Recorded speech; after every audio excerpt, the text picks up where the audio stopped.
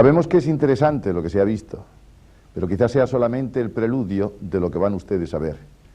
Hoy vamos a tocar la segunda parte, y es precisamente Puerta de África, uno de los lugares donde más allegaron los refugiados políticos en su época, que fueron los antiguos granadinos, los auténticos granadinos, los que al llegar a aquellas tierras se afincaron y empezaron a crear su arte, arte que hoy se ve, pero no es arte árabe, es arte granadino distribuido por todo el reino de Marruecos. Esta es la segunda parte de Objetivo Granada en Tras las huellas de Bob Dylan.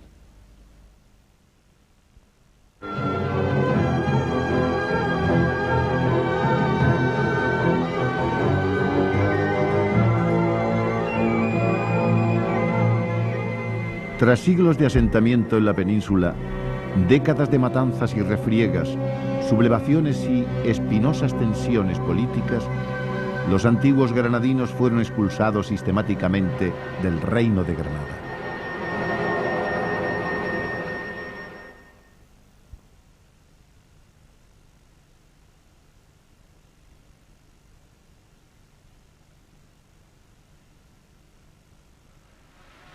للتوب من ذنب ومن عصيان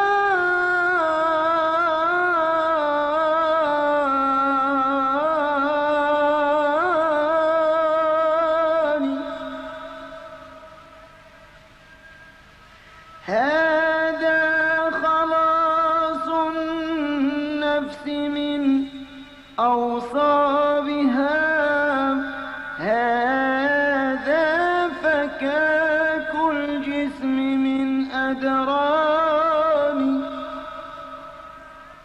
En busca de nueva identidad, marcharon a otro continente, África. Fueron cientos de miles los que optaron por esta vía de solución desde todos los reinos de taifas. Los historiadores no se ponen de acuerdo sobre los últimos días de Muraima. Unos dicen que partió con su marido hacia Fez, entrando por la Puerta de África. Otros, que murió tísica en las Alpujarras.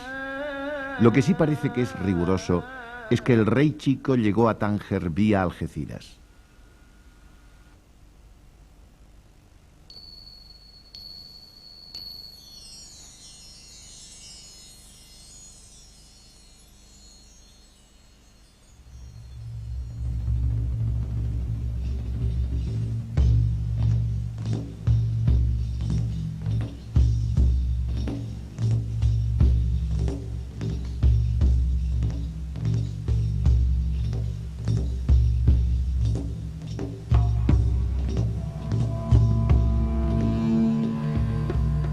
En estas costas, Tarifa, Estepona, Adra, se congregaron miles de antiguos andaluces para embarcar y llegar a orillas africanas.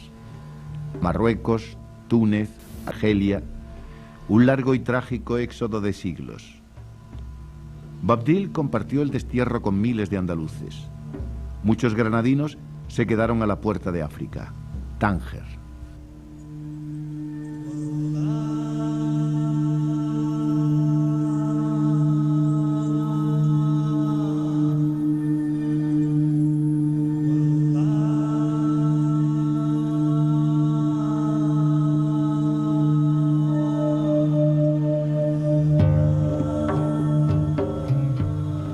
Un 1.200.000 andaluces musulmanes y mosaicos se extienden desde Tánger a Damasco. Pululando por todas las ciudades del norte de África, unos mendigaban, viviendo un cierto anacronismo, ya que los aristócratas en tierras lejanas eran desconocidos y al no tener ninguna pericia artesanal, subsistían de la limosna. Los maestros artesanos pronto encontraban ocupación y llegaron a conseguir respeto y bienestar social.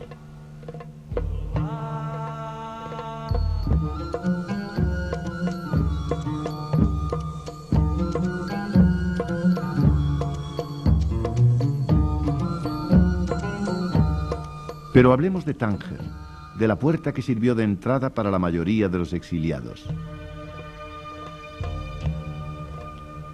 Navegantes fenicios y más tarde cartagineses se establecieron a lo largo de la costa marroquí y dominaron el norte de África durante 10 siglos.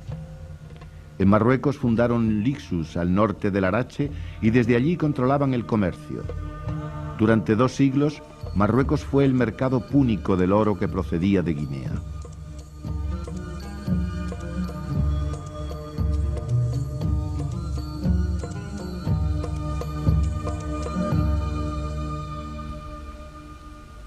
Según la leyenda, fundó Tánger el gigante Anteo, hijo del dios del mar y de la diosa de la tierra, Poseidón y Gea. A principios del siglo V a.C., el cartaginés Hanón citó a Tingis durante su periplo. El nombre de Tingis también está relacionado con la Mauritania tingitana durante el dominio de los romanos, quienes edificaron en la ciudad templos, un foro, mercados, etc. Tras la ocupación de vándalos, bizantinos, visigodos y árabes, Tánger pasa a manos de los portugueses en el siglo XV, de los españoles en los siglos XVI y XVII y de los ingleses antes de volver a ser finalmente marroquí durante el reinado de los alauitas. Esta ciudad fue bombardeada por la flota española en 1790, luego por la Marina francesa en 1844 y a principios del siglo XX hasta 1957, que permaneció bajo control internacional.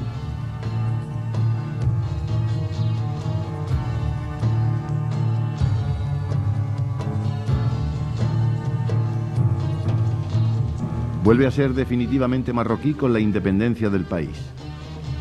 Como consecuencia de este pasado internacional, los habitantes de Tánger conservan la predisposición a hablar varios idiomas.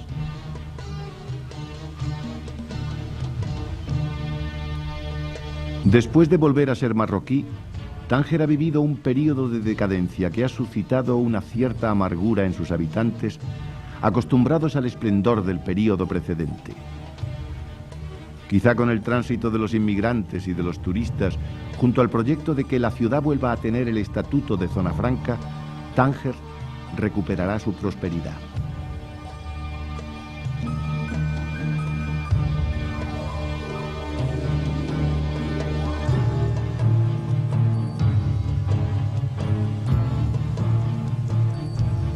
En busca de los antiguos granadinos, de los habitantes de Al-Ándalus, nuestra mente entraba en contacto con la historia. Algunas callejas nos recordaban entornos familiares.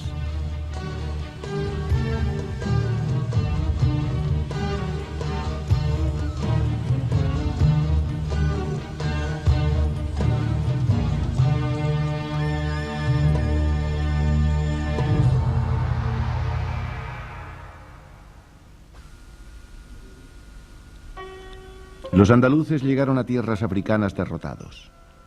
En embarcaciones rudimentarias viajaron en un mar tumultuoso que se cobraba vidas en los frecuentes temporales del estrecho.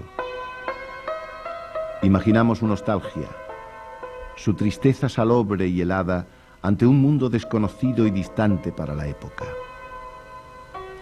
Los guerreros habían vivido en el reino de Granada un gran asedio. Habían capitulado abatidos por el frío y la escasez de víveres.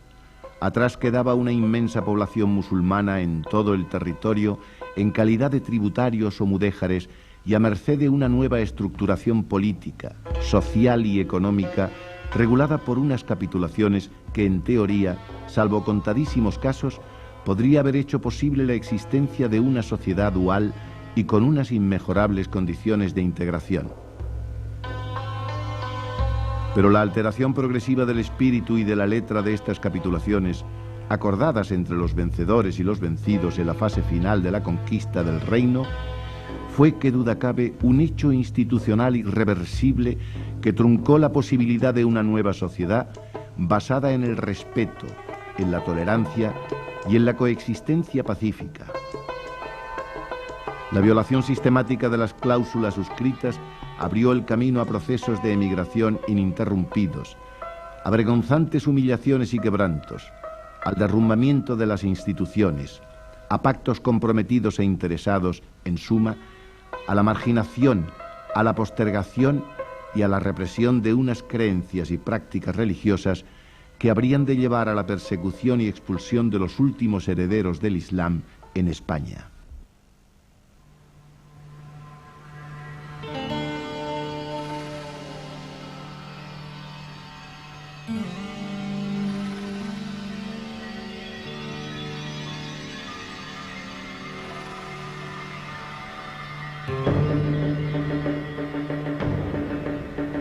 La emigración en el marco de la historia de la España musulmana fue una realidad compleja, prolongada y a veces desconcertante.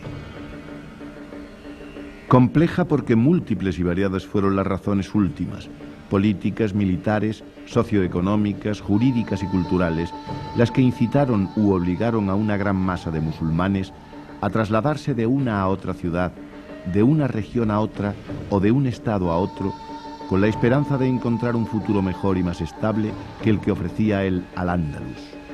Prolongada porque es un fenómeno que con mayor o menor envergadura comenzó a producirse desde los primeros retrocesos militares islámicos ya en el siglo VIII y comienzos del IX, aunque masivamente a partir de finales del siglo XI, como consecuencia de la gran inestabilidad política que se produjo en el Al-Ándalus, sobre todo a partir del segundo tercio del siglo XIII, acelerada por el continuo avance de las armas cristianas.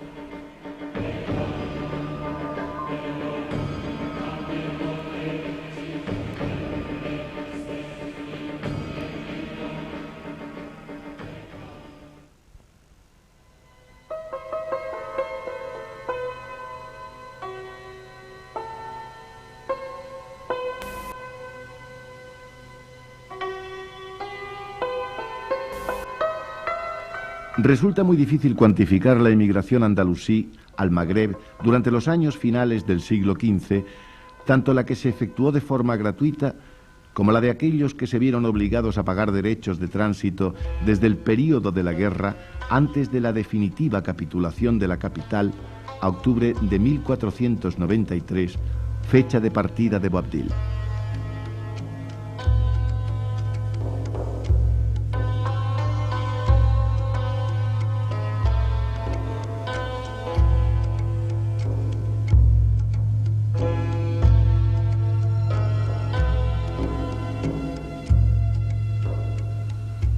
Sumó a la desdicha del destierro la pérdida de su gran amor, Mariquita. Así la llamaban los cristianos para los musulmanes almoraima. La joven musulmana murió en la Alpujarra unos días antes del destierro definitivo en África.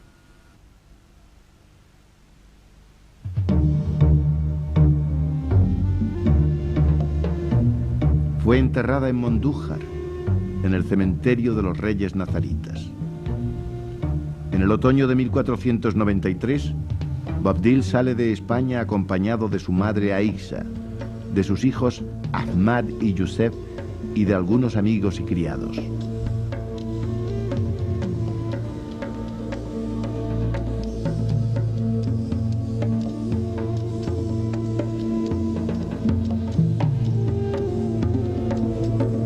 Según don Antonio de Guevara, el franciscano obispo de Mondoñedo, predicador de corte y cronista de Carlos V, fray Antonio, que ya sufrió coscorrones éticos del bachiller Pedro de Rúa y del bufón Zúñiga, si venía a cuento iba y largaba camelos como el de la llantina del rey Chico.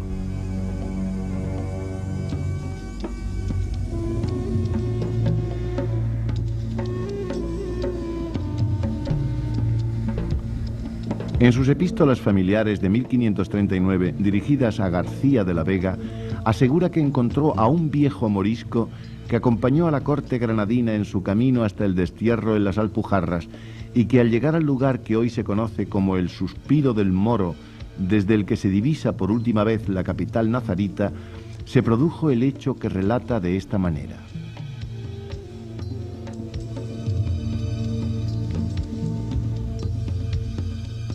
Íbamos con el rey Chiquito aquel día, la reina su madre delante, toda la caballería con su corte detrás, y como llegásemos a este lugar do tú y yo tenemos agora los pies, volvió el rey atrás la cara para admirar la ciudad Alhambra, como a cosa que no esperaba ya más ver, y mucho menos recobrar. acordándose pues el triste rey y todos los que allí íbamos con él de las desventuras que nos había acontecido y del famoso reino que habíamos perdido.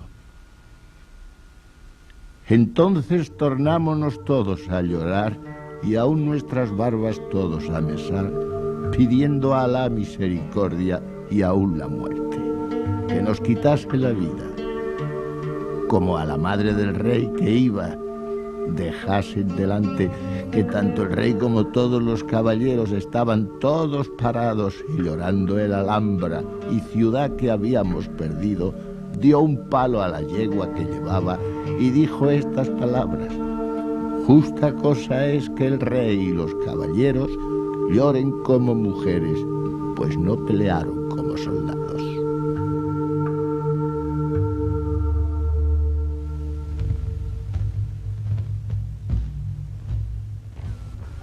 Fray Guevara añade que al enterarse Carlos V del lloriqueo de Boabdil y de la réplica de su madre, sentenció: muy grande razón tuvo la madre del rey en decirle lo que le dijo, y ninguna tuvo el rey su hijo en hacer lo que hizo, porque si yo fuera él o él fuera yo, antes tomara esta Alhambra por sepultura que no vivir sin reino en la Alpujarra.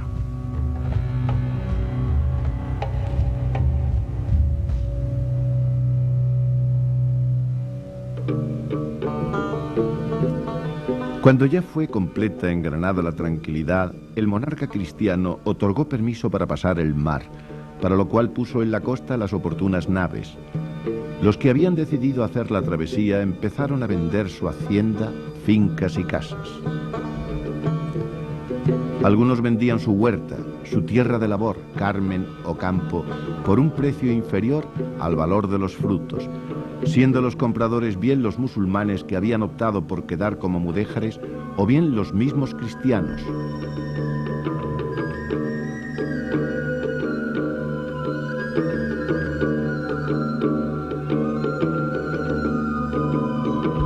De un modo parecido se enajenaban alhajas y efectos. La orden dada para el viaje era que se presentasen en la costa con todos sus familiares. Una vez allí, los cristianos se encargaban de embarcarlos con toda clase de consideraciones y respetos, pasándolos a la banda marroquí. En nuestro intento de hablar con descendientes de los antiguos granadinos, localizamos en uno de los más prestigiosos hoteles de Tánger a un descendiente andaluz. Sus ancestros eran granadinos y él se considera como tal.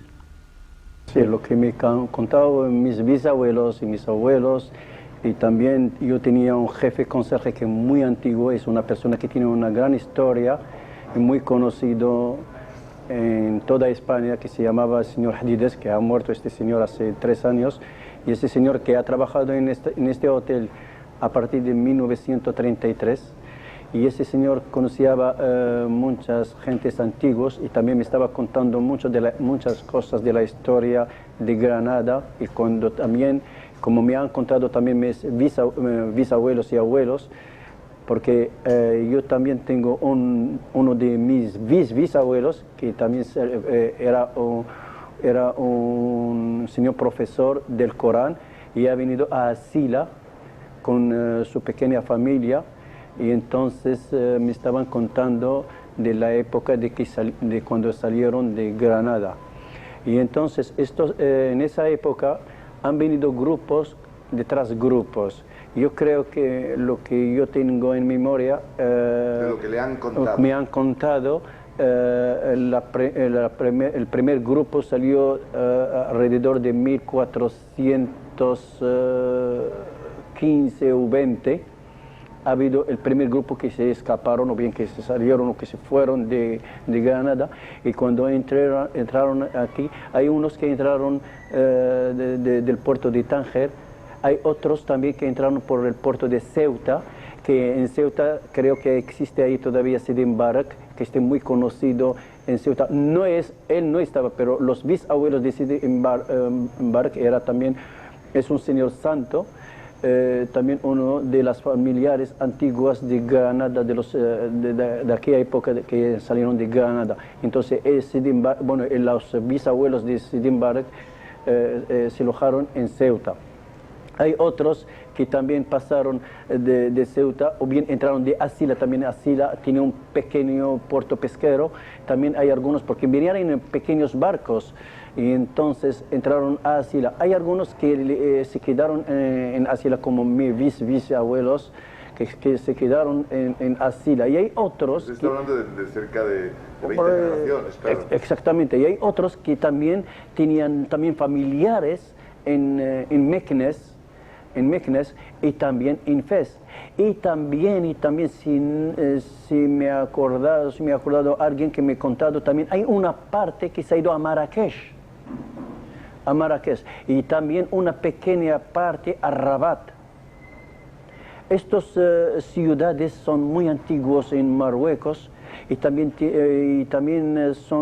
la gente lo que han venido estaban unas gentes profesionales de madera, como le ha dicho a usted antes, de los yesos.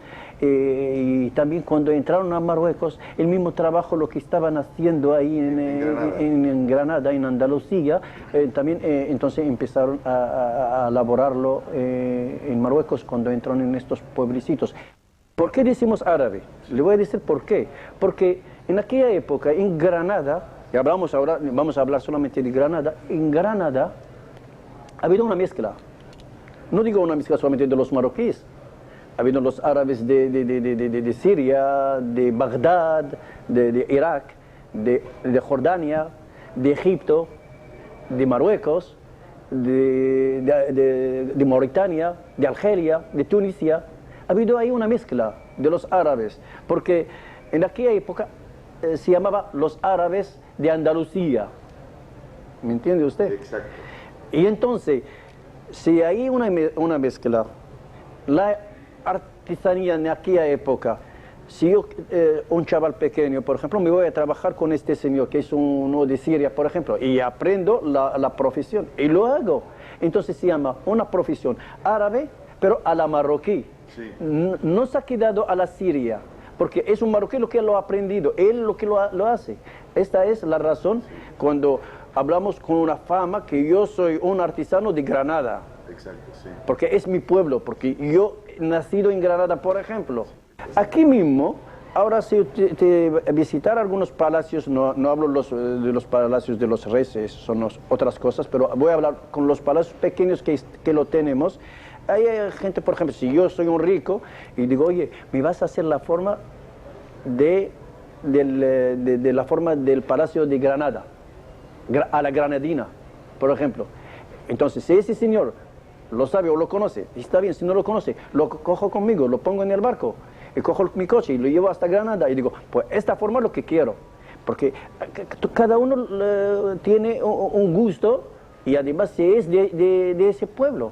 Como ahora, si usted me habla de Tánger, yo soy un tangerino puro y hablo mucho, por ejemplo, de Tánger. Cuando yo estoy en los congresos internacionales, primero hablo de Marruecos, que soy marroquí, y segundo empiezo a hablar primeramente de Tánger y después hablo de Asila, de Fez y de mi clase. Y por eso el orgullo, la persona de aquella época, el artesano de aquella época, con mucho orgullo, con mucha fama, que es un artesano granadino.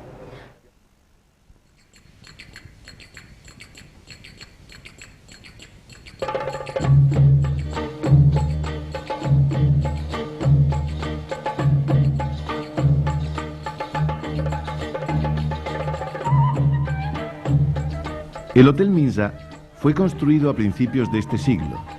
En su interior abundan los motivos andaluces, la taracea, el estuco, las celosías con madera de cedro, cerámica y metal. El patio mudéjar de este hotel palaciego es una réplica exacta del Hotel Alfonso XIII de Sevilla. Eliassir Ben Mohamed nos habla de Tánger como protectorado español y como asentamiento internacional. Bueno, cuando firmaron el protectorado de Algeciras en 1913, Entonces, para coloniar Marruecos, creo que Francia ha tomado una parte y España otra parte, excepto Tánger, que es la ciudad que quedó internacional. Entonces, al lado vecinos tenemos Tetuán a 60 kilómetros, que estaba ahí los españoles, estaba ahí el califa, que es un representante de su majestad el rey en aquella época, pero aunque sea, por ejemplo, la colonia española ahí, pero no puede hacer nada sin consultar con el califa, y el califa consulta con el rey que está en el Rabat. Sí. Y entonces, las ciudades que estaban aquí en aquellas épocas de España son Tánger también estaba internacional de 7 países, incluido España. Y España tenía más de Tánger, que tiene una parte en Tánger, tenía Tetuán, Asila, Ceuta, Larache, Axalcavir. Estas partes era el norte de Marruecos, y el sur de Marruecos lo tenía la colonia francesa. Sí, pero estaba también Nador. Sí, estaba Nador y Al-Husayma y Melilla. Al-Husayma y Melilla, sí, en la parte de Refenia. Sí, exacto. Y durante su época de la niñez, en contacto con los españoles, ¿qué tipo de relaciones había aquí en Tánger? Pues mucho. ¿Cómo se llamaban los musulmanes con los españoles? No, lo llevamos, se llevó muy bien, porque entraron muchos españoles primero aquí en Tánger, como estaba internacional, y Tánger es un pueblecito en aquella época, al lado de Europa y cercano, y ha habido mucha gente que le gusta vivir en Tánger y tenían mucha facilidad de todo lo que me han venido de España para trabajar, para pescar, para poner fábricas, hacían fábricas pequeñas, comunes entre los marroquíes y los españoles, y ha habido mucha facilidad, especialmente para los españoles vecinos, para que trabajen aquí. No ha habido ni arreglar papeles de extranjeros ni nada, porque ya ve usted, el consulado de España que tenemos aquí tiene más de 2 hectáreas, que más que es una casa de gobierno en España. Mira, tantas hectáreas tiene el consulado de España. Ahí sabes que todo el español que venga ahí tiene que subir al consulado y firmar que yo he venido aquí y he alquilado una casa, voy a trabajar de pastelero o de albañil o de mecánico o lo que sea, y tiene toda la facilidad de la comunidad de Tánger, porque Tánger tenía una comunidad sola, y esa comunidad tenía 7 países, y encima de los 7 países era el representante de su majestad el rey en Tánger, siempre que llamaba en aquella época el Mendub. En Tetuán ha habido el Jalifa. Sí, el Mendub, y el Mendub, la Mendubía es como el gobernador. Y él no puede hacer nada sin consultar con su majestad el rey. Tiene que consultar todo. Y además, los 7 países siempre traen un informe. Un informe al Mendub, y el Mendub lo manda a su majestad. Y si hay algo que no le gusta a su majestad, lo envía al Mendub y le dice: esta gente no pueden tocar aquí, no pueden hacer así. Y no lo hacen. Exacto.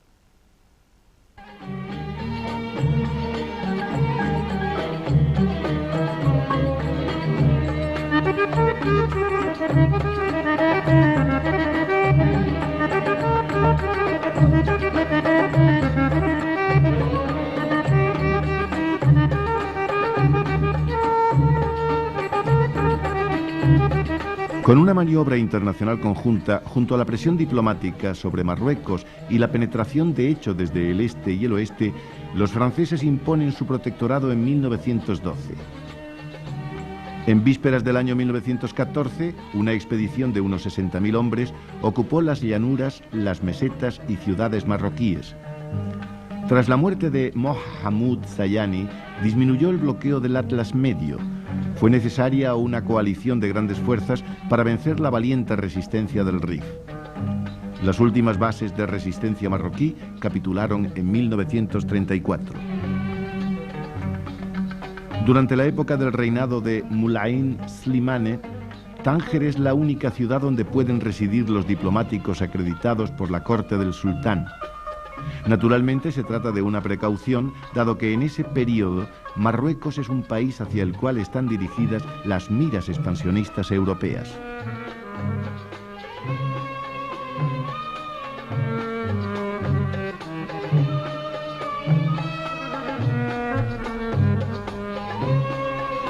En 1912 se impone el protectorado.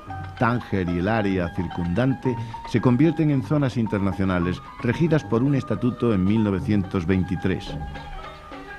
Es entonces cuando la ciudad vive uno de sus momentos más gloriosos, con un ritmo que las demás ciudades de Marruecos ni se imaginan. Durante un cuarto de siglo es uno de los centros comerciales conocidos a escala mundial.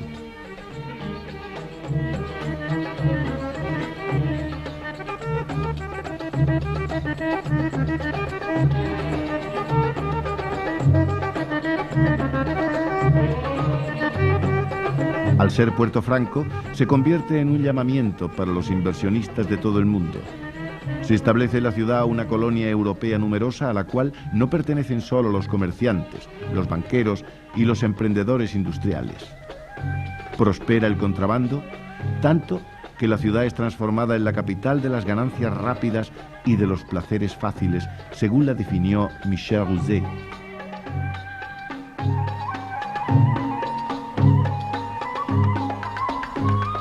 Después de la independencia de Marruecos, Tánger deja de ser sometida al régimen internacional y vuelve a la normalidad de las demás ciudades del país.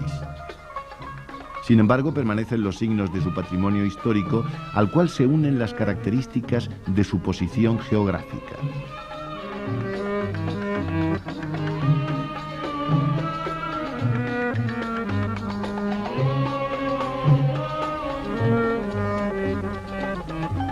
No hay peligro en perderse por las calles inclinadas de la ciudad nueva o por la Medina.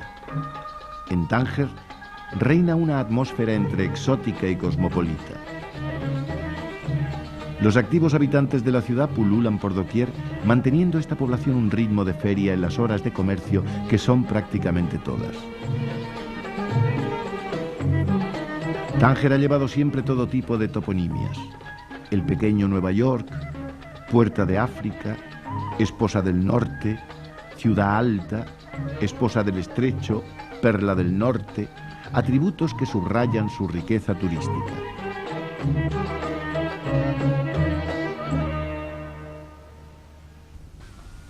El doctor Abdel Wahed Torres, descendiente de los musulmanes expulsados del Reino de Granada, nos habló de la ciudad. El tratado digamos, del Protectorado de Marruecos data de 1912, el Tratado de Fez. Y la ciudad de Tánger tuvo un estatuto especial, o sea, era una ciudad internacional, que estaba bajo el control de 7 países, que no eran solamente España. Estuvo durante algún tiempo, en la época de Franco, bajo dominio exclusivo español, pero fue una época efímera. Lo que sí estuvo bajo el control de España es el resto del norte de Marruecos, el Sáhara Occidental, Tarfaya, Sidi Ifni y todo el resto del norte de Marruecos, el Rif, la región de Jebala, Tetuán, hasta el Kazar-Kibir. Es curioso porque desde el punto de vista de la observación yo veo a un tangerino como un hombre que ya ha vivido un medio siglo antes la comunidad internacional o la comunidad económica europea. ¿Es cierto esto? ¿Que esto era una comunidad económica aglutinada por 7 países? Efectivamente, efectivamente.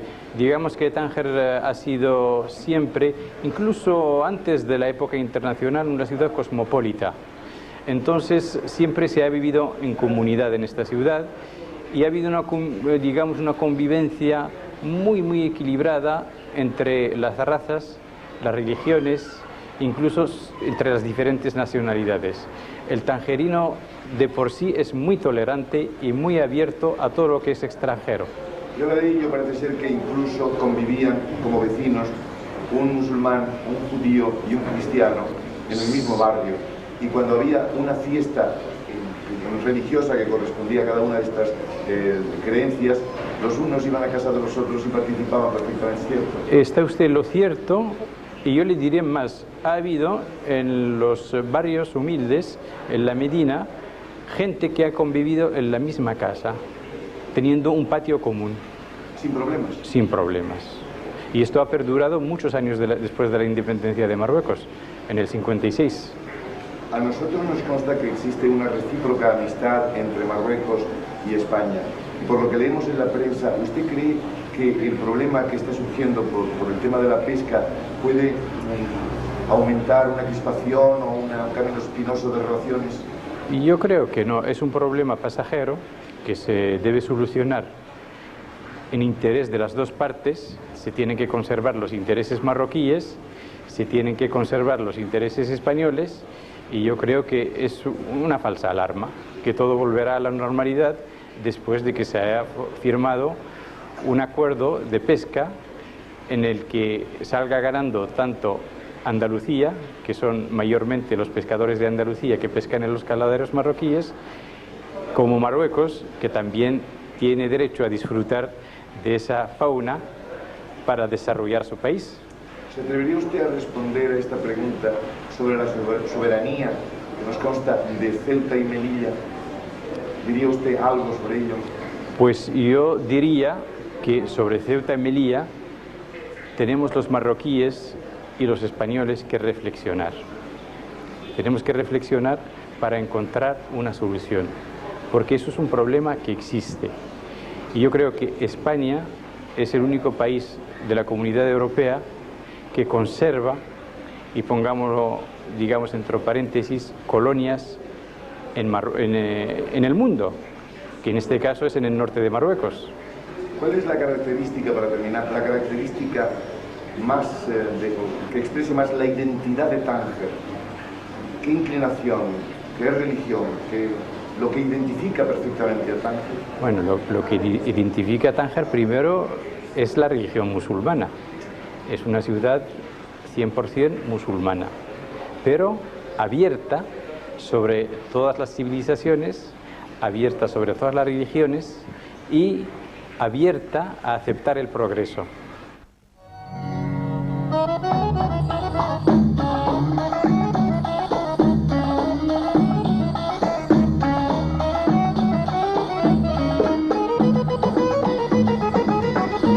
La democracia parece ser la respuesta para la prosperidad de esta población que, aun viviendo del turismo, pone infinidad de trabas en las aduanas a los visitantes con una lenta burocracia que eterniza la entrada a Marruecos y también la salida. El doctor Abdelwahed Torres ve en un cambio político la entrada a la prosperidad que disfrutan otras naciones. Bueno, yo creo que la vía es única, es la que ha habido en todo el mundo, es la democracia. Es la democracia en que todas las fuerzas vivas de un país participan en el desarrollo. ¿Pluralismo político? Existe pluralismo político.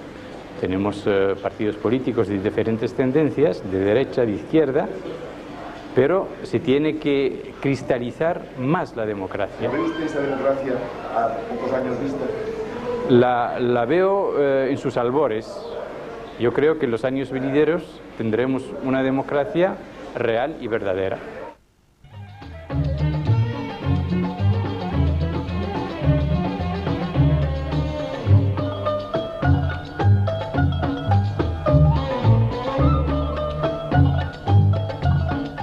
Siguiendo el hilo de nuestra misión, tras las huellas de Boabdil, quisimos que el doctor Torres nos hablara de los descendientes de los andaluces en la zona de Marruecos. La información que yo tengo es más bien una información, digamos, escrita, no es una información oral, porque, como usted bien sabe, la inmigración de los andaluces ha sido, después de la caída de Granada en 1492, pues la memoria ha conservado poco.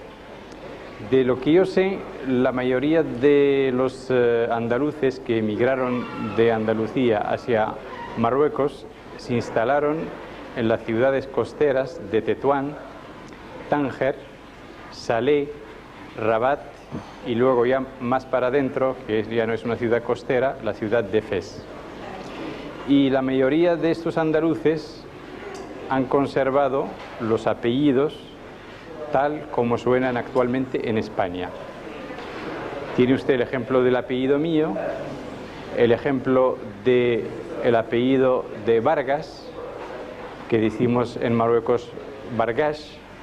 Tenemos el apellido de Salas, Palomino, Ruiz, etcétera, etcétera. ¿Usted ha estado alguna vez en Granada? Yo he estado en Granada una vez, pero de paso. ¿Su impresión de la ciudad? Pues me ha dejado una impresión fabulosa. Lógicamente, al visitar Granada visitó usted la Alhambra. Pues le digo que he estado de paso, no he tenido tiempo, desgraciadamente, de visitarla. Pero bueno, en láminas ha debido ver usted Sí, muchísimas sí, referencias. sí. Todo aquello que está allí en construcción es muy similar a lo que tienen ustedes aquí en Marruecos. Pues sí, lo nuestro es similar a lo que hay ahí, porque lo que tenemos ahí es una copia de lo original, que es lo que hay en Andalucía. ¿A qué se dedicaron los políticos, los que estaban expulsados de España cuando llegaron a Marruecos?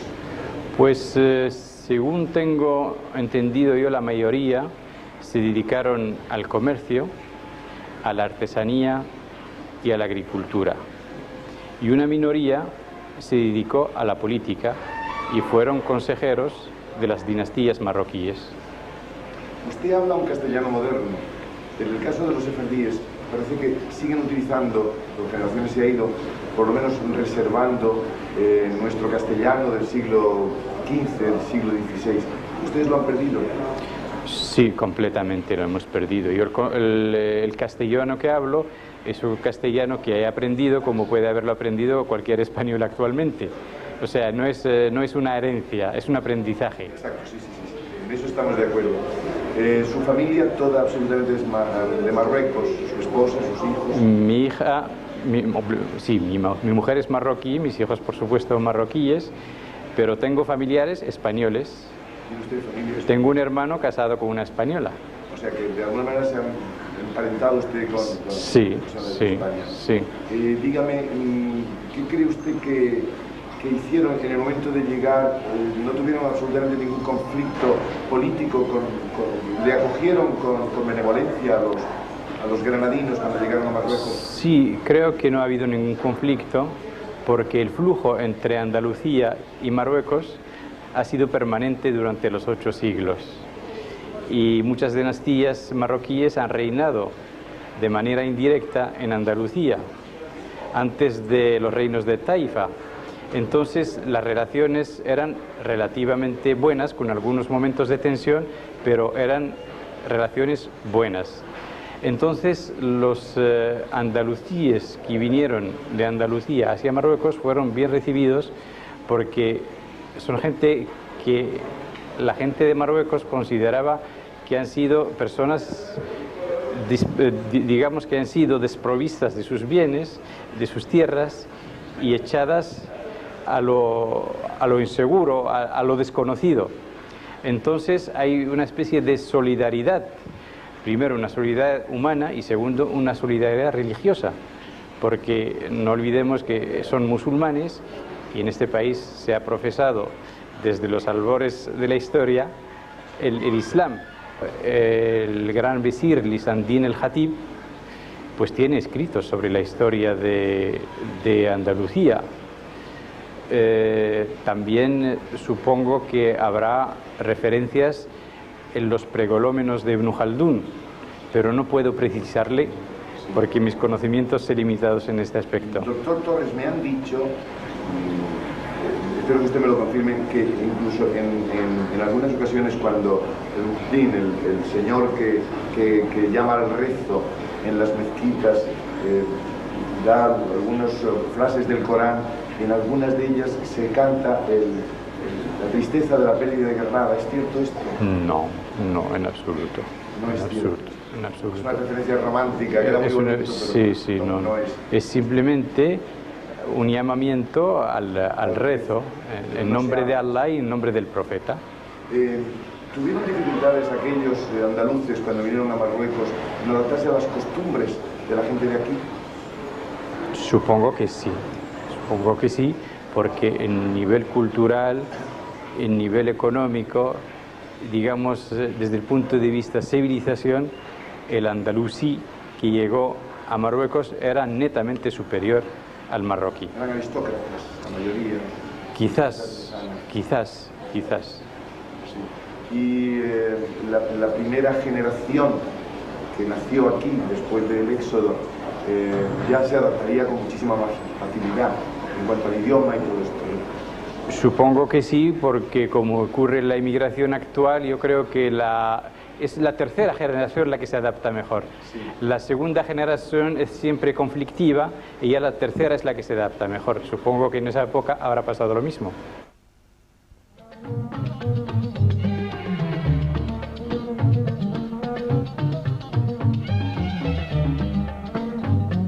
Los más cultos de la ciudad nos hablaban de la posible descendencia en alguna ciudad de Marruecos del propio rey Chico. Quisimos preguntarle también al doctor Torres. Yo lo que sé es que Boabdil estuvo prisionero en Marruecos. Ahora no le puedo decir si ha dejado descendencia en Fez o no.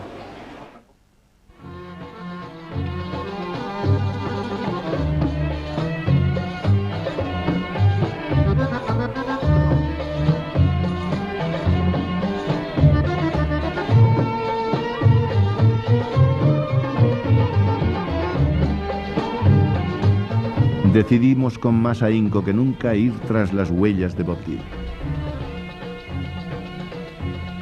El destino de los emigrados fue en su inmensa mayoría los puertos de esta orilla: Melilla, Orán, Hunain, Bujía, así como las capitales de los estados de Tlemcen y Túnez. Algunos con destino a los puertos del poderoso imperio turco otomano, pero sobre todo a la capital del reino merini de Fez, fin del trayecto de los más destacados grupos sociales. Boabdil y los suyos fueron acogidos por su pariente el califa Muley Ahmed Beni Merin. Boabdil se establece en Fez, donde construye un alcázar a semejanza de la Alhambra.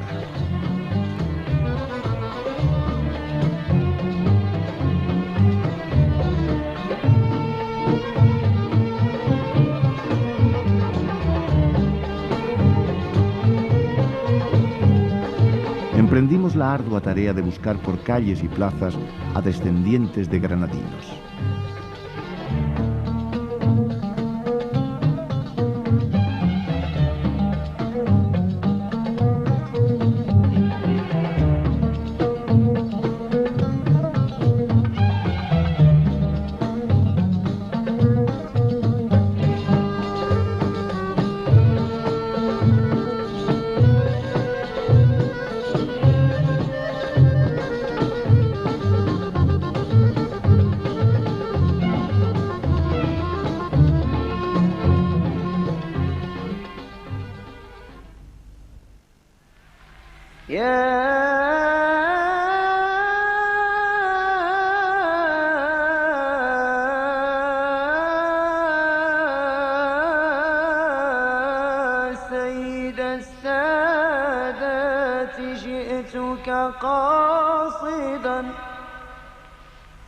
Es hora de retirarnos a descansar.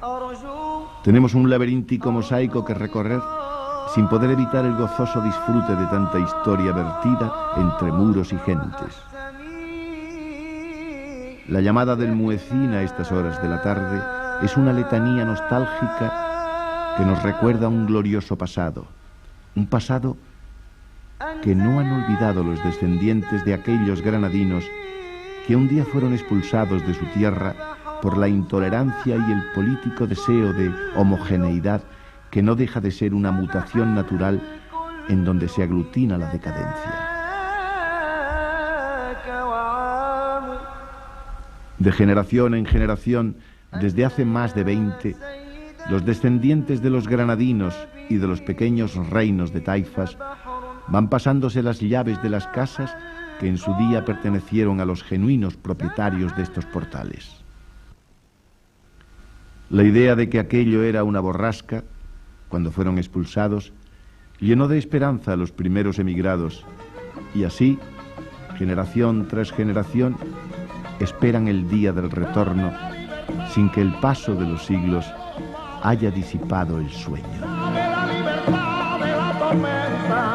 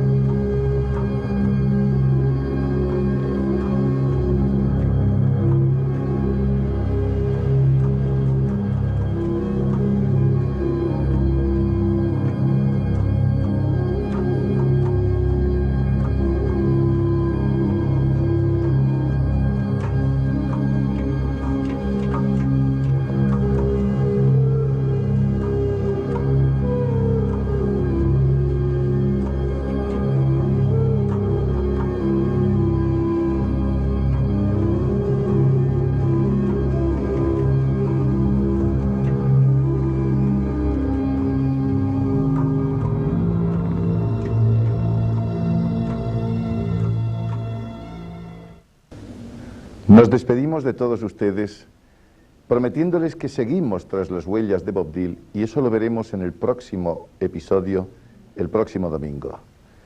Seguimos en el reino de los sentidos y el próximo programa tratará precisamente de una de las ciudades donde se instalaron los antiguos granadinos, Fez. La dinastía Beni Hammad estuvo allí y nosotros queríamos buscar a uno de los descendientes del propio rey Chico. Muchísimas gracias por la atención prestada.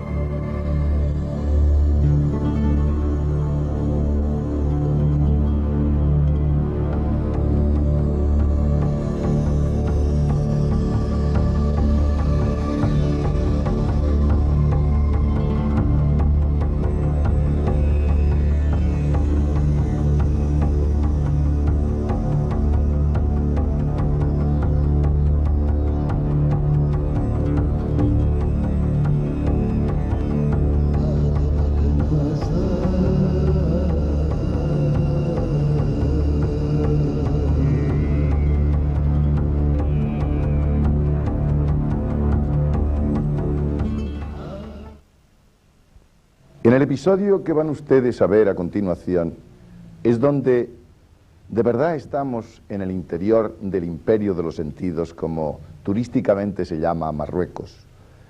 Ahí van ustedes a oír las voces del Mohdín cantando en los minaretes de las mezquitas y vamos a dar a conocer detalles de la presencia, de la historia de los antiguos granadinos en aquella ciudad. La ciudad en donde ellos fueron cobijados, protegidos e incluso apresados porque hubo alguna que otra rebelión. De todo ello hablaremos en este episodio tras las huellas de Bob Dylan. ¿Encontraremos a algún descendiente del rey Chico? Esperemos que ustedes disfruten de este último episodio.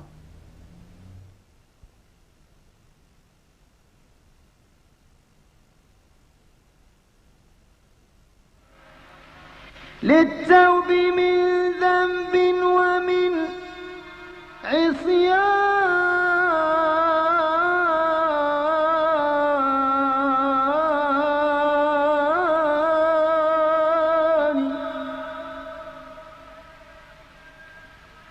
هذا خلاص النفس من أوصابها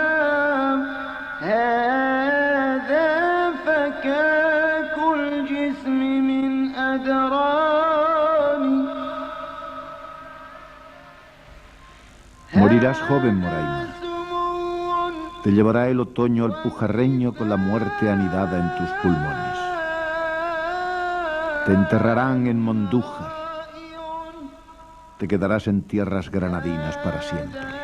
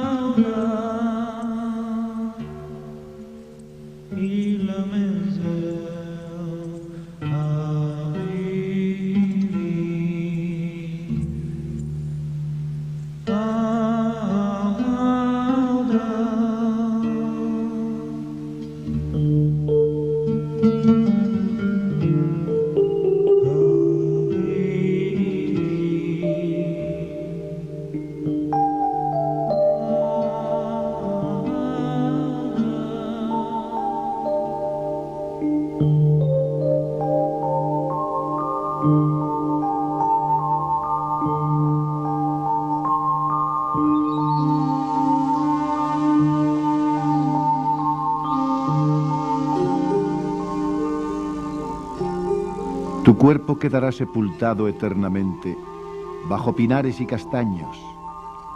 Ya nunca verás la Alhambra desde arriba y el silencio el molesto, permanente y prolongado silencio de las tumbas, contará a generaciones venideras la tragedia del destierro de tu marido, unido a la pérdida de tu grácil figura.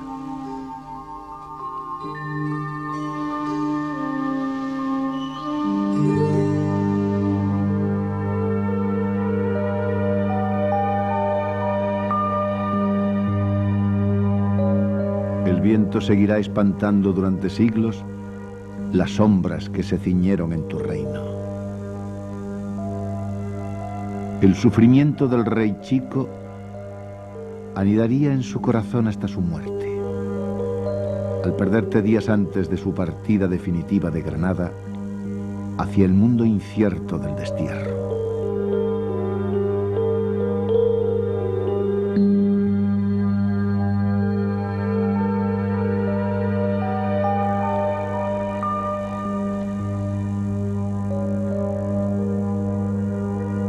Iré a Fez, Mariquita, a la ciudad imperial que cobijó a tu marido, y buscaré por los alminares, por las mezquitas, por las tortuosas callejas del Fez Valley.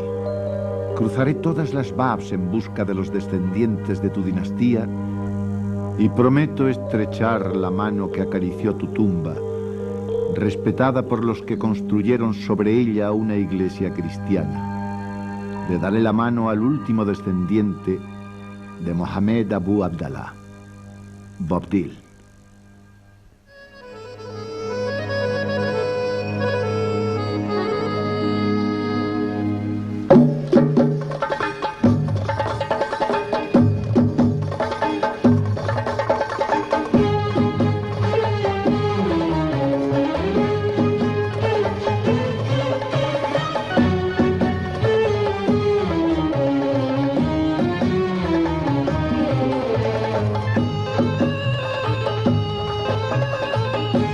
La imagen del rey chico bullía en nuestra mente.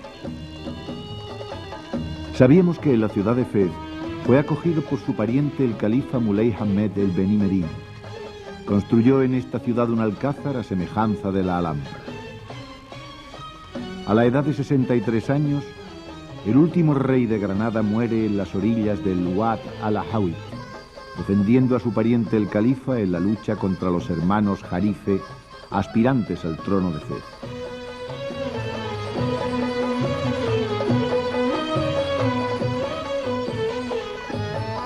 Fez está situada a 60 kilómetros de Mequinés. Es una de las ciudades más prestigiosas del mundo musulmán.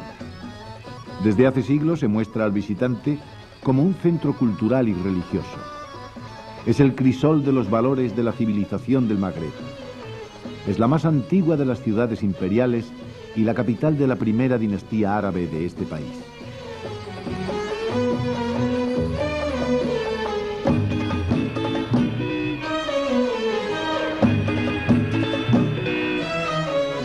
Fue fundada por Idris I.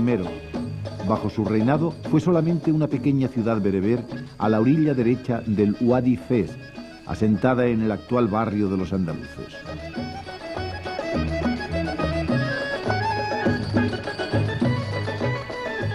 Hacia el año 809, Idris II edifica la capital de los idrisitas a la orilla derecha del Wadi Fez. Entonces la ciudad conoce un desarrollo espectacular, creciendo rápidamente.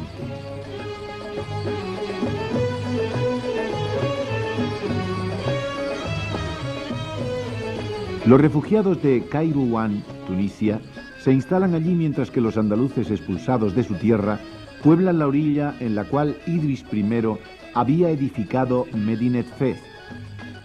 Gracias al esfuerzo y a la competencia nacida y desarrollada entre la orilla de Kairouan y la de Andalucía, las dos ciudades prosperan notablemente.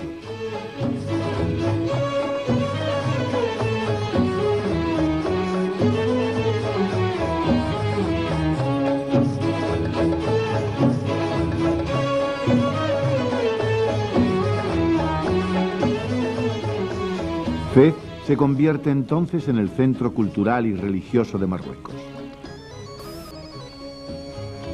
Por todas partes se puede observar la influencia de los andaluces, sobre todo en la arquitectura, destacando sobre todo las mezquitas construidas en ambas partes de Wadi Fez.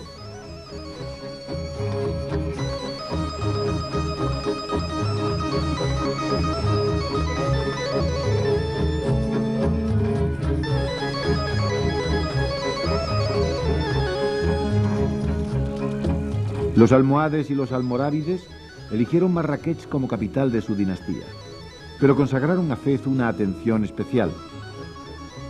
En la época almorávide, las dos ciudades se reúnen en el interior de un mismo recinto, formando Fez el Bali o Antiguo Fez.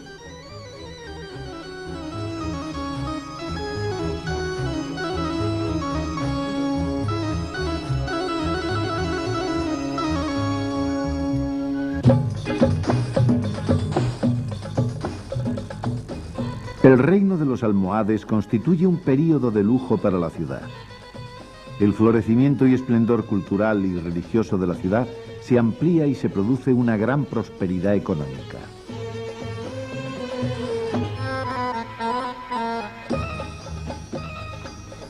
El engrandecimiento de la ciudad se vuelve necesario. Un nuevo núcleo urbano se desarrolla, Fez el Jedid. El barrio está provisto de una muralla, un palacio, una gran mezquita, un mercado, en una palabra, todo aquello que la nueva dinastía necesita en su capital.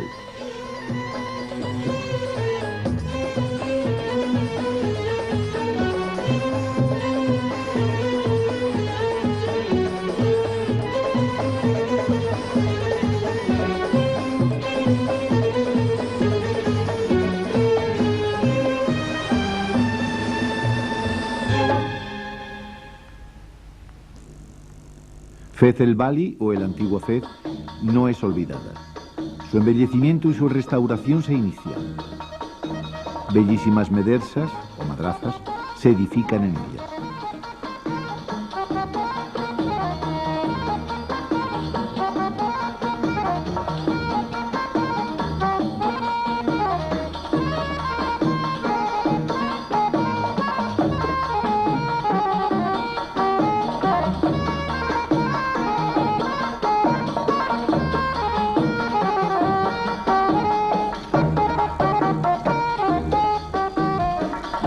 Casas y palacios magníficos se multiplican.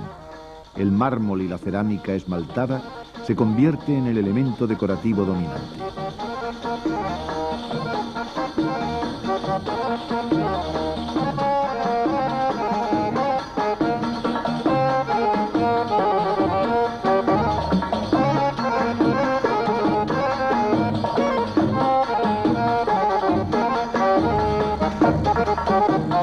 Esta es la primera universidad del mundo creada en la ciudad imperial de Fez en el siglo IX. La Universidad de Qarawiyyin se convirtió en un importante centro de la cultura y la ciencia en su época. Los intercambios económicos se intensifican.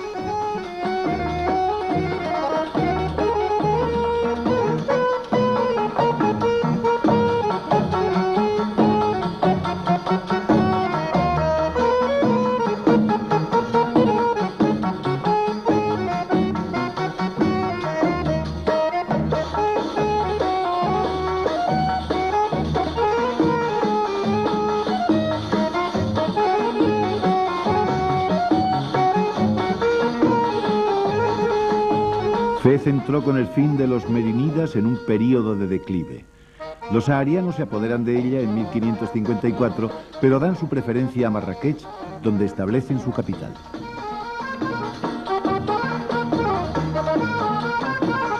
Los alawitas se establecieron aquí en primer lugar antes de que Muley Ismail decidiera establecer el centro de su reino.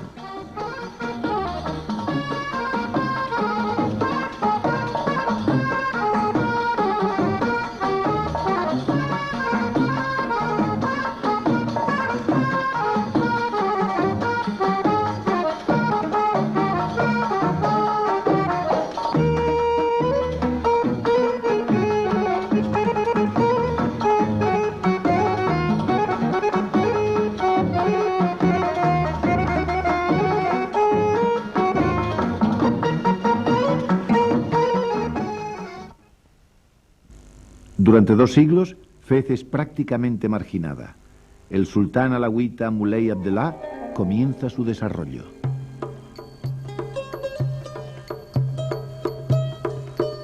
La ciudad vuelve a convertirse en la capital del reino y mantiene esa posición hasta la llegada del protectorado. A lo largo de ese periodo, Fez se enlaza con su glorioso pasado.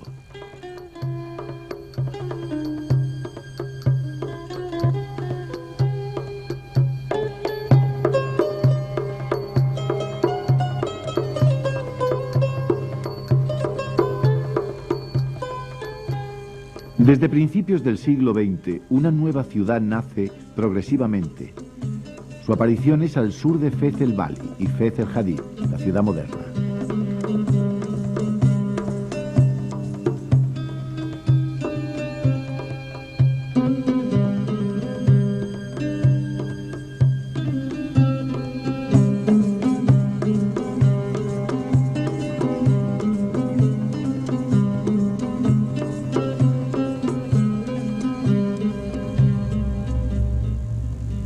Es también el barrio que menos refleja las características esenciales de Fez, su belleza, sus secretos, su encanto. En nuestra quimérica busca llegamos hasta la delegación de turismo de la ciudad en busca de algunos datos. Allí hablamos con el agregado de este departamento, Mohamed Metieri, que nos recibió con mucha cordialidad y nos habló de los antiguos granadinos. Quisimos saber si encontraba paralelismo entre Granada y Fez. Muchísimas gracias. En primer lugar quería agradecerles a Telenieve que ha venido a la ciudad de Fez para descubrir los encantos de esta ciudad misteriosa que guarda en su seno algo maravilloso y que está reflejado en ese tejido urbanístico, sobre todo que es muy similar al estilo urbanístico de la ciudad de Granada, como es el antiguo Albaicín, como los palacios de la Alhambra, los jardines del Generalife. Para mí es una ocasión de hacer ver que hay un acercamiento en vista de que la ciudad de Fez fue fundada en el siglo IX, exactamente en el 808 después de Cristo, por Muley Idris II,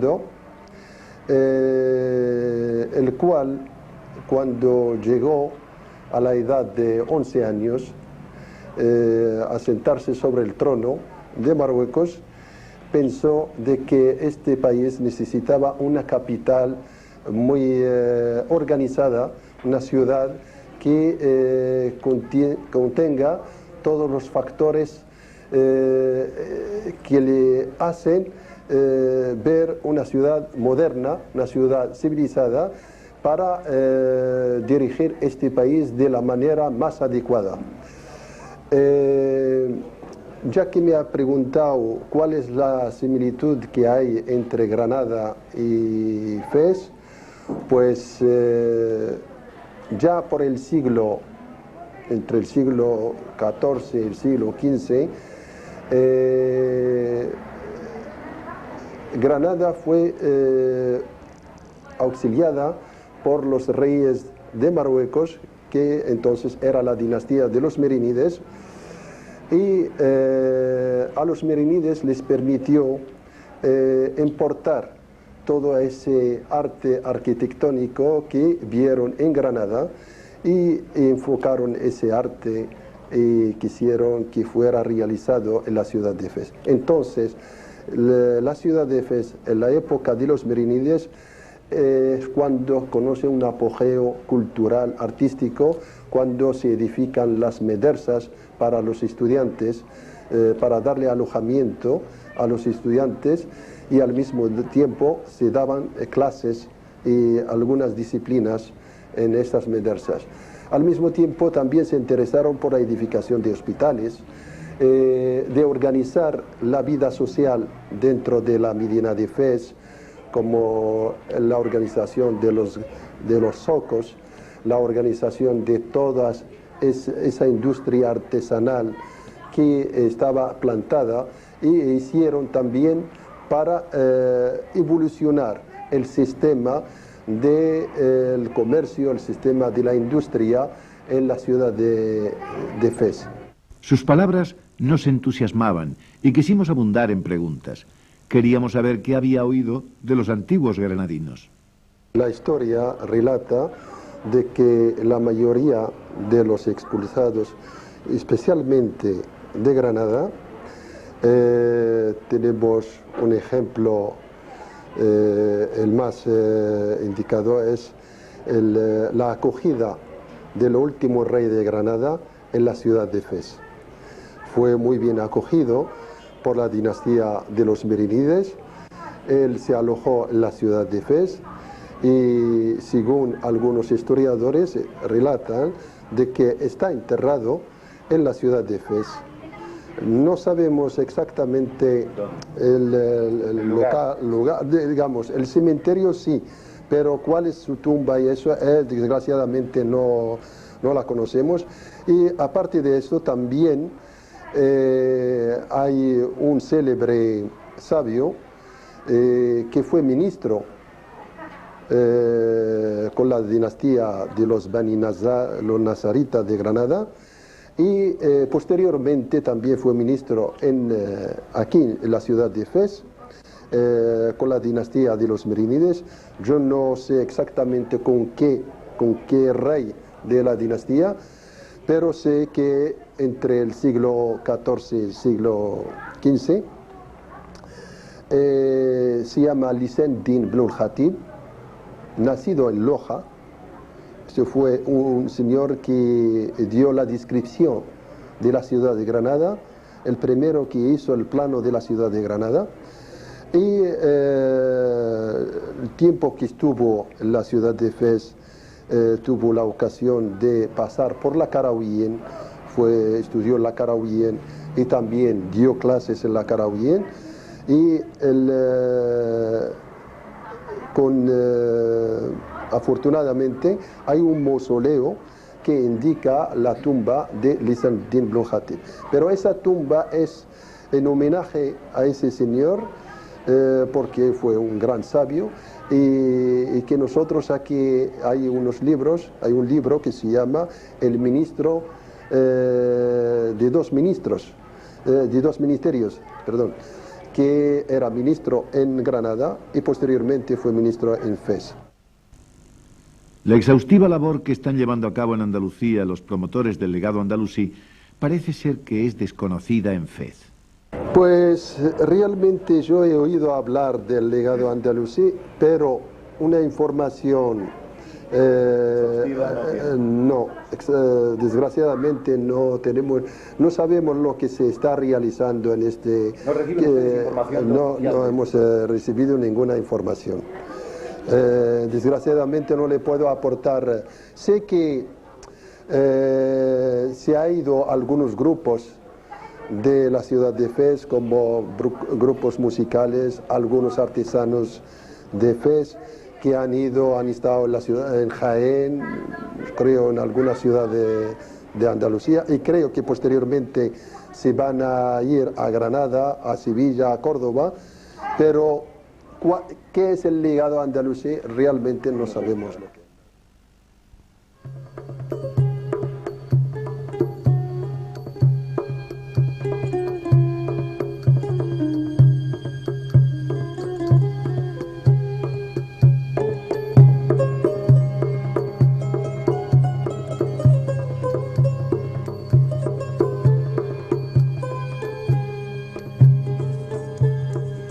De las tumbas del siglo XIV quedan solo pocos vestigios. La calle que desciende a lo largo del fuerte Chardonnet conduce a Bab el-Ghisa, construida en 1204 por los almohades.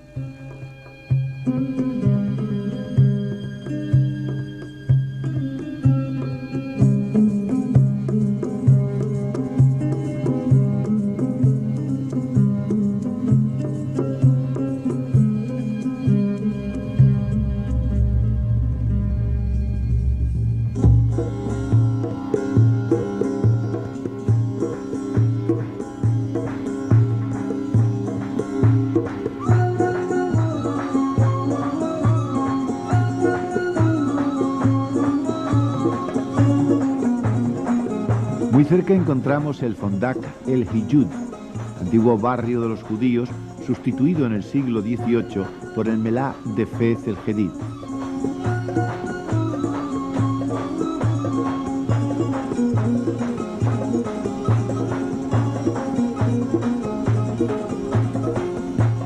El color azul da entrada a la judería, es el color de bienvenida a la antigua ciudad.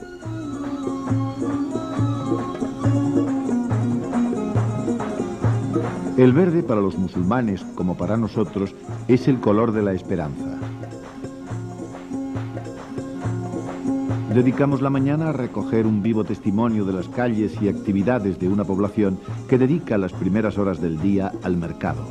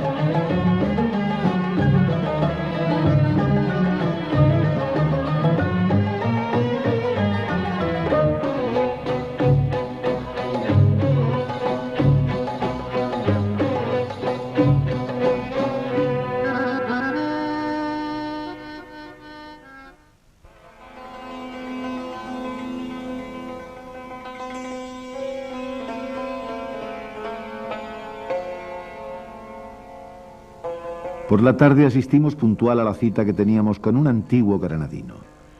Es nuestra fórmula de nexo para hablar de un descendiente de los desterrados que se afincaron en esta mágica ciudad.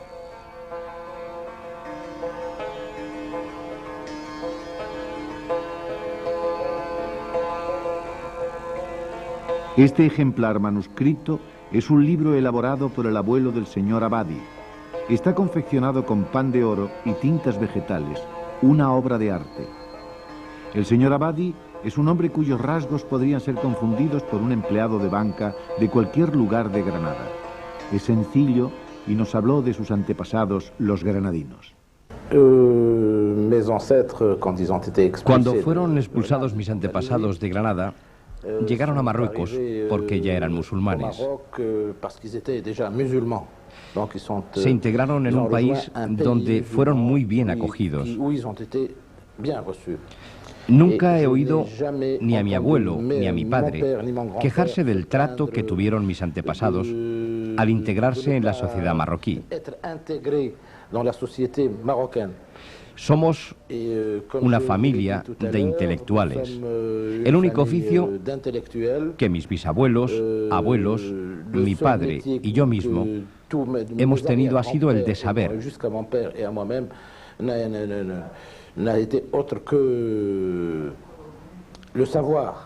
No hemos sido ni comerciantes, ni industriales, ni somos una familia de intelectuales. Hemos preservado nuestras tradiciones andaluzas aquí en Fez y las hemos transmitido a nuestros correligionarios marroquíes.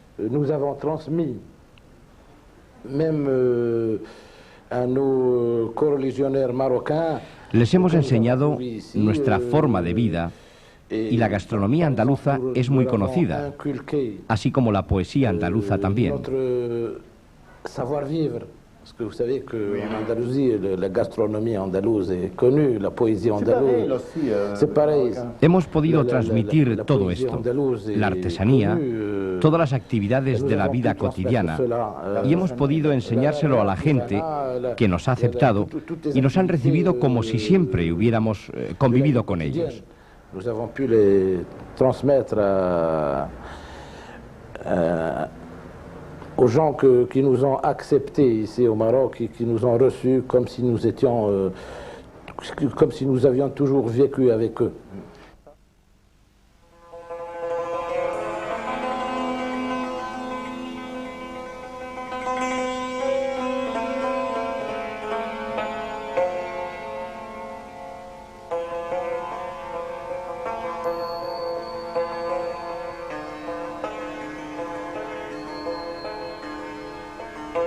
La Medersa Bu Inania es una de las más bellas de Fez.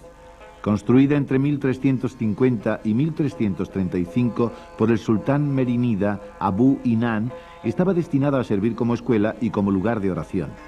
Desde la entrada se aprecia su bella ornamentación.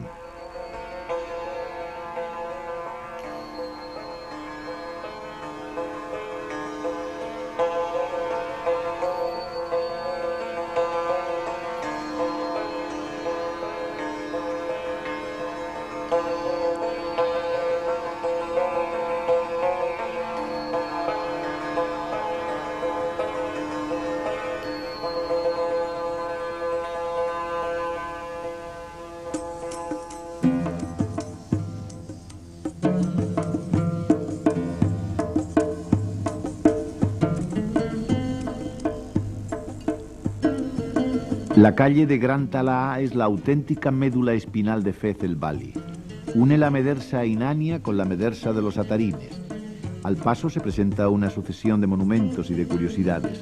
La mezquita de Sidi Ahmed Tijani, fuentes, fondaques, bancos de mosaico, el minarete esmaltado de la mezquita de los Cherabillines, el Suq Atarín o Zoco Atarín.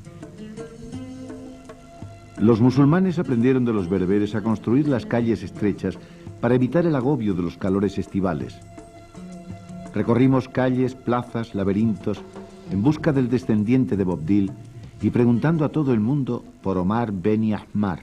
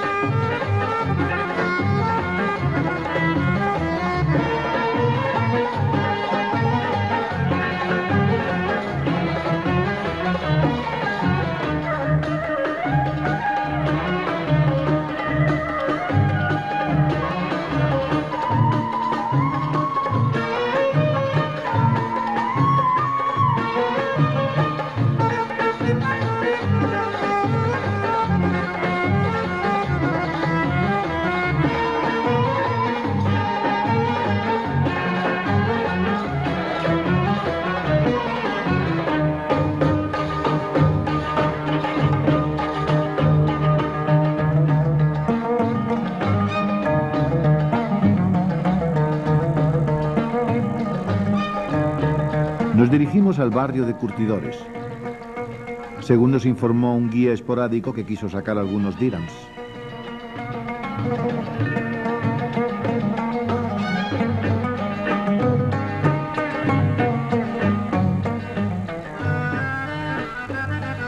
Desde la terraza podemos ver a los curtidores en plena labor.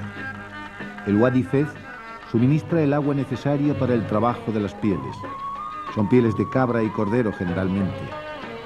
En grandes recipientes de barro introducen las piezas que obtienen cálidos colores elaborados antiguamente con tintes vegetales. Actualmente se usan productos sintéticos. Pero la labor artesanal es similar a la que se utilizaba en el pasado.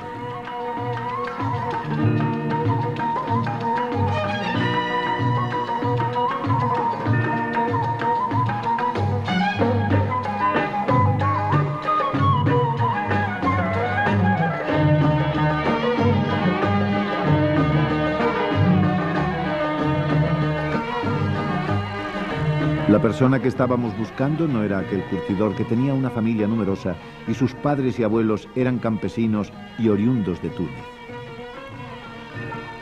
el propietario de un lujoso restaurante nos habló del descendiente de Bob Dylan y nos aseguró que era un farmacéutico que tenía su negocio en la avenida de Hassan II.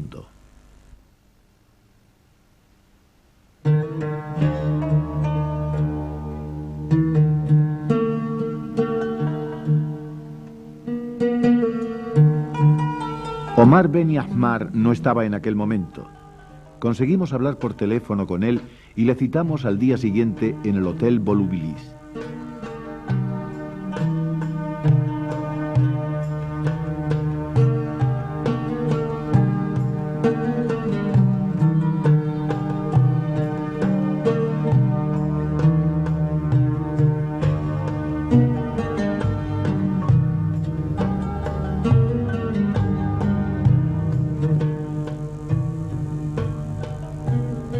Volubilis es una flor pequeña que trepa por los muros y también es el nombre de una ciudad romana a 60 kilómetros de Fez.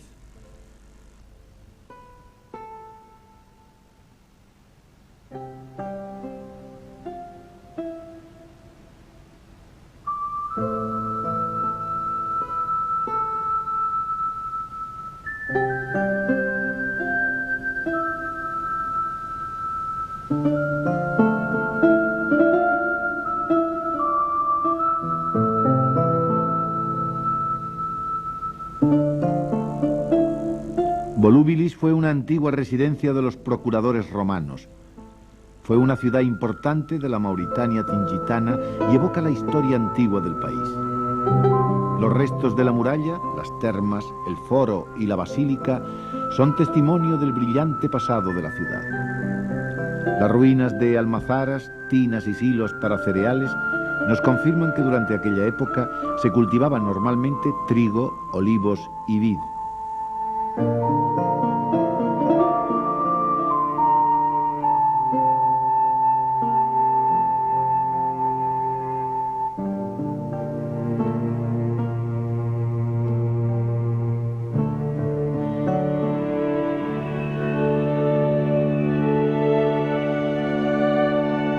Aprovechando nuestra espera, pudimos entrevistar a uno de los más destacados arquitectos de Marruecos. Reside en Fez y asesora al propio Hassan II como urbanista. Es el constructor del Hotel Volubilis de Fez y nos habló del paralelismo de Granada y Fez. Granada y Fez son de la misma vena sobre mi punto de vista arquitectónico. Las dos ciudades son de la misma inspiración. Granada está la arquitectura marroquí, que después de tantos siglos de contacto entre este país y la sensibilidad ibérica española, se puede ver alrededor. Fez se ha beneficiado de este perfeccionamiento de la arquitectura andaluza y particularmente de Granada. En esta ciudad se han encontrado las más bellas manifestaciones en la decoración, en la arquitectura y hasta en las costumbres, que han sido trasladadas de Andalucía. Todo este estilo lo va a poder usted ver en la Medina. La influencia árabe está introduciéndose en Europa, sobre todo en arquitectura. El señor Itcher nos da su opinión sobre el tema. Creo que ese estilo, cuando no se encuentra en su medio, está relativamente desplazado. Es una pena ver la arquitectura árabe en Europa, como es una pena hacer arquitectura griega o romana que se está viendo florecer hoy en Marruecos. Creo que se debe respetar su autenticidad. En España hay todos los motivos para hacer esta arquitectura, o por lo menos el recuerdo de ella, ya que ha sido no solamente la heredera, sino también el molde en donde se ha perfeccionado. Y encuentro perfectamente lógico poder encontrar esta forma en España. Ahora hay que encontrar la adaptación a las necesidades, a las tradiciones y costumbres modernas, y esto aún no se ha solucionado. Sin embargo, las tendencias de la arquitectura árabe parece ser que entra en un mestizaje con otras tendencias. Creo que es inevitable, porque el programa, como un programa hotelero, no puede estar motivado exclusivamente en arquitectura árabe, porque esta arquitectura no ha dado respuesta a todos los problemas hoteleros que necesitan respuestas modernas. Totalmente normal es encontrar en el interior de un hotel de esta naturaleza ambientes, superficies, decorados, mobiliarios, tejidos, cortinas, que son elementos tradicionales de la arquitectura árabe. Des espaces, des surfaces décorées, des ameublements, des tissus, des rideaux, des matériaux, etc., qui sont des matériaux traditionnels de l'architecture arabe, et des dessins et des El arte éléments consiste sculptés precisamente composés de la en tradition asociarlos de una arabe. manera L'art inteligente consiste con la précisément à les arquitectura marier moderna, de façon y intelligente creo que avec así l'architecture se crea moderne. la Et je crois perfecta que c'est là qu'on arquitectura fait la moderna. parfaite architecture moderne. Nos avisaron de que Omar Ben Yahmar había llegado y que nos esperaba en el hall del hotel. Le estrechamos la mano y recordé a Boabdil y los pasos andados hasta llegar a su legítimo descendiente, según los estudiosos de la ciudad de Fez.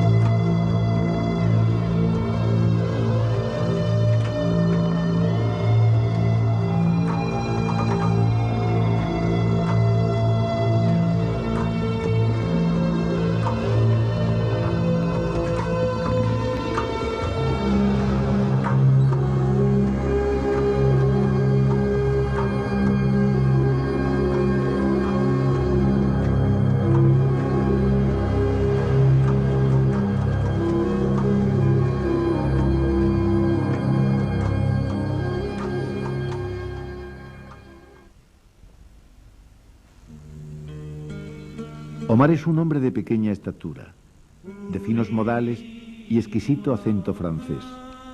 Es un hombre culto y refinado, amante de la cultura y de notable buen gusto.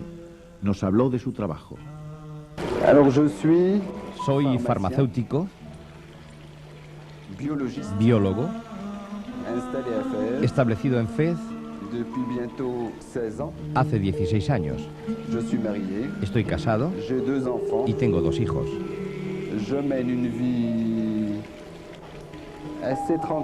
Llevo una vida bastante tranquila y rica en el sentido del saber y tratar de comprender.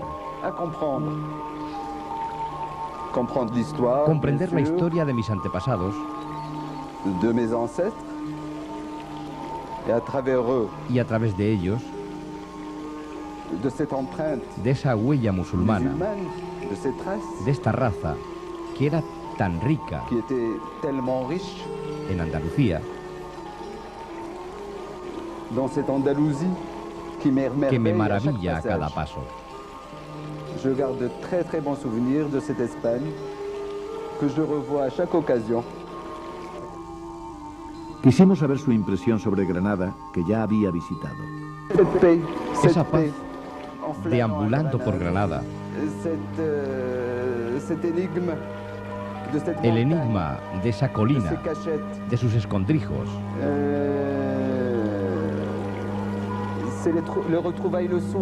los reencuentros por la tarde de ese mundo que baja de la colina. Le preguntamos sobre su descendencia y sobre los genes. No sé si se puede llamar genética, porque soy científico y no quisiera adelantar cosas tan precisas, pero creo que hay una memoria que está muy arraigada. También encontraba similitud entre Granada y Fez. Sí, enormemente. En el sentido de que son ciudades ricas, ricas en culturas y en historia. Una riqueza latente y un misterio de estas 2 ciudades que esconden una historia. Desconocía la fecha de la muerte de Boabdil y el lugar exacto donde está enterrado. No puedo darle una fecha precisa, Porque nunca se ha querido indagar en este sentido. Al salir de España, las dos familias se dispersaron por el norte de Marruecos, Tetuán, Salé y Fez. Yo prefiero no decir exactamente cómo murió ni dónde murió. Prefiero, por respeto, callarme ante la memoria. Le hablamos también de la llamada de la sangre. Cierto, en el fondo tengo algo de aristócrata, algo que no se manifiesta, que no se exhibe, pero tampoco hago un esfuerzo para esconderlo. Al final de la charla se despidió cordialmente de los granadinos. Le doy las gracias y transmita mi saludo a todo el pueblo de Granada, que me gustaría visitar próximamente.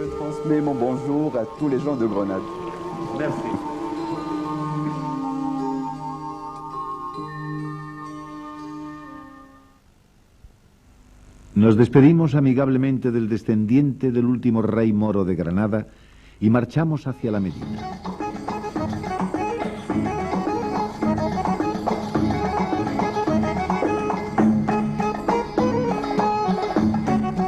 Desde la azotea de un hotel pudimos ver una parte importante del Fez Valley. Fez tiene 175 barrios, cada barrio una mezquita, una escuela del Corán, un baño turco o hanman, una fuente y un horno para el pan. 225 familias andaluzas fueron los primeros habitantes de la orilla andaluza del Adwa. La otra orilla fue poblada por refugiados de Kairouan, 45 familias que huyeron de Túnez.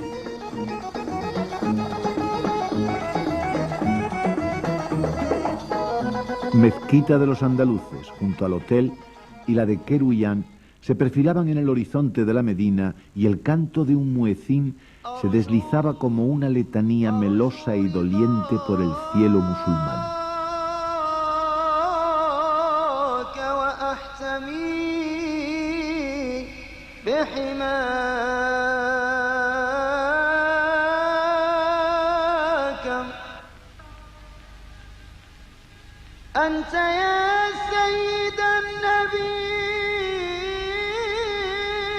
Emprendimos el viaje de regreso y las imágenes se repetían una y otra vez en nuestra mente.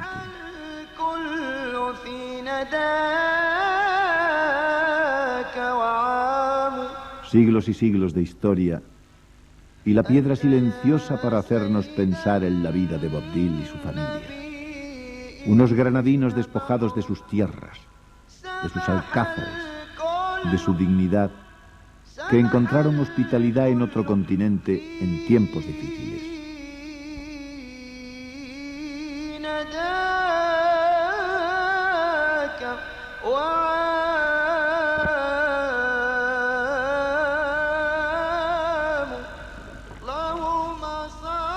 Para nosotros era tan fácil el regreso a casa, pero volvíamos con algo de los antiguos granadinos, algo de ellos.